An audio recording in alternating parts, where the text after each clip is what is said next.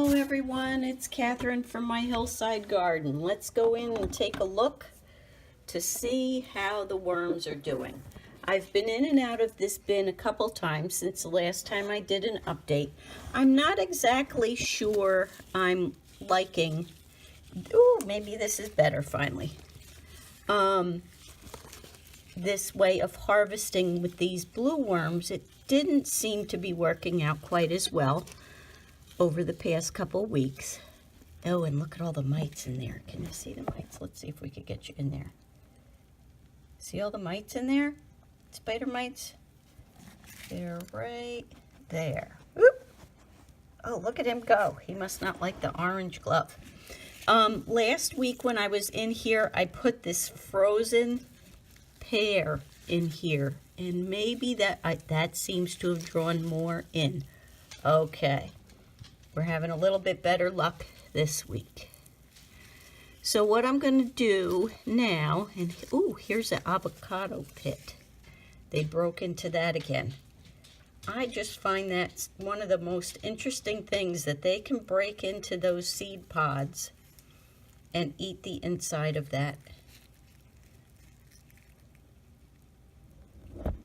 They're just so neat looking. Okay, so let's see how the rest of this, Wyatt is helping out today. He wants to see what's going on.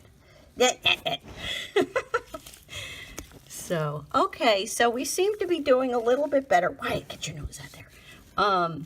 A little bit better at attracting the worms in here. So, ooh, here's another good worm ball. Let's look. There we go. Wyatt, no. All I need to do is have him eat some worms now. But they seem to be doing a little bit better. I was getting a little bit concerned that this wasn't going to work as well with the blues as it did in the past with the red wigglers. So I'm glad to see they are coming in here. But as always, I can never find any cocoons. Now they have to be making them. I just don't seem to be able to find them. So I just wanted to bring you back. I know it's been a while since I did an update. I'm not going to feed this week since the pear is pretty much still there. They seem to be enjoying it, and hopefully more will come in here. They're making pretty good progress of the bedding, so that's a good thing. But one of the things that I did learn about harvesting them this way is I did start out with a sterile bin. I didn't have any of the worm compost in there or really decayed food, and I think that may have been part of the reason why it had done so poorly in the beginning, because there wasn't anything there really to attract them.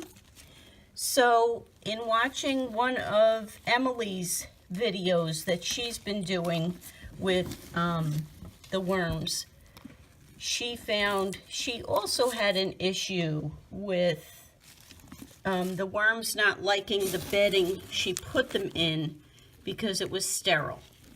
So that was where I got my idea from, to put in some food that was a little bit on the beginning to decay side.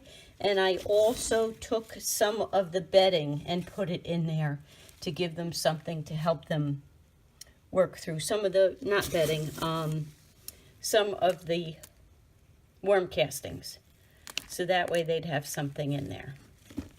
Let's just take a peek underneath while we're here and see what's going on. Okay, we do have some worms down below, but you know, in this bedding, in the bin rather, I only have the holes in the side of the container, so that way they just don't keep going through the bottom, in and out. So that's my update for the end of February on my worm bin and the harvesting of the worms.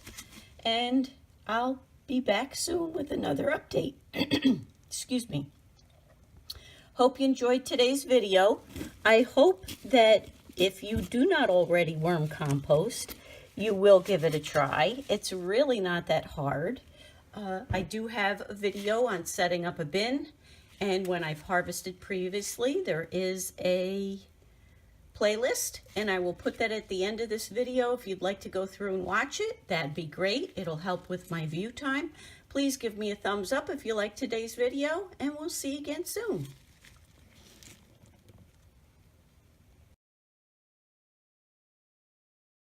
I'm just going to stick this on the end. Remember, this is the bucket that I'm using to transfer the worms into.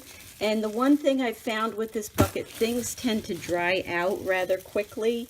So I have to check every week to be sure that the bedding stays on the moist side. I also did put, oh, there's that, was that a papaya pit, I think. I did put a frozen peach in here, or pear rather, there it is in the corner. And it was funny, I could, oh, there they are down the bottom. Let me get you a view of that. That is where I put the pear. Like, oh God, it's a worm bowl down there. Can you see it? Isn't that fabulous? So as I was saying at first, when I put the frozen pear in there, because I didn't have time to defrost it, I put it in there. There we go. And I had a little bit of a mass exodus.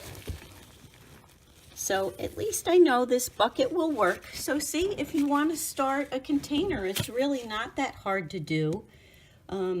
Maybe you could get worms from someone. If you can't afford to spend the money on buying worms, you might have a friend, or perhaps you want to help someone start up a worm composting, or maybe there's children in the family and you want them to try it. I had a friend who would do it with her students. She was a 5th grade teacher. They used the larger ice cream buckets. The kids would bring them into school, and then the scraps from their lunch plate that they didn't eat, that would have gone into the garbage, they would feed their worms once a week with the vegetables that they didn't eat, or the salad. So just a thought, it's not that hard, so maybe it's something you might want to try. Thanks for watching till the end. Have a good day.